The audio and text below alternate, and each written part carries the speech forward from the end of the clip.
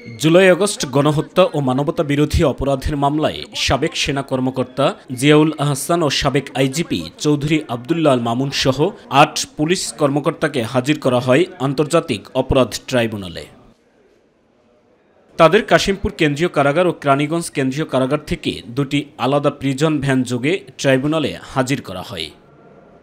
শুনানি শেষে গণমাধ্যমের সাথে কথা বলেন আন্তর্জাতিক অপরাধ ট্রাইব্যুনালের চিফ প্রসিকিউটর, তুলে ধরেন বিস্তারিত। আইজিপি চৌধুরী আবদুল্লাহ আল মামুন সহ 23 জন আসামি প্রথম মামলায়, সেই মামলাতে আজকে 8 জন গ্রেপ্তারকৃতকে হাজির করা হয়েছিল ট্রাইব্যুনালে। দ্বিতীয় মামলা ছিল র্যাবের একজন সাবেক company commander additional SP Mohiuddin Faruki. তার মামলাতে আমরা সময় চেয়েছি 3 মাসের তদন্তের জন্য। 28/5 তারিখে পরবর্তী তারিখ নির্ধারিত হয়েছে। তার বিরুদ্ধে অভিযোগ হচ্ছে তিনি অসংখ্য মানুষকে গুম করার সাথে জড়িত।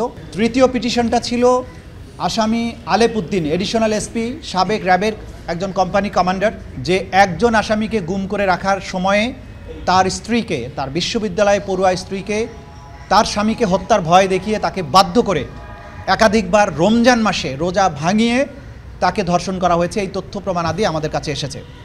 28শে এপ্রিল পরবর্তী তারিখ ধার্য করেছেন। এই সময়ের মধ্যে তদন্ত রিপোর্টের ব্যাপারে সময় দিয়েছেন, তদন্ত কাজ পরিচালনার জন্য রিপোর্ট দাখিলের কথা বলেছেন।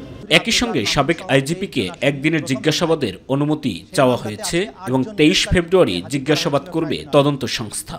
এই মামলাতে আমরা দুটো আবেদন দিয়েছিলাম। একটা হচ্ছে চৌধুরী আবদুল্লাহ আল মামুন, ফরমার আইজিপি, তাকে আমরা জিজ্ঞাসাবাদ করতে চাই, যেহেতু তার নেতৃত্বে তিনি পুলিশের প্রধান ছিলেন।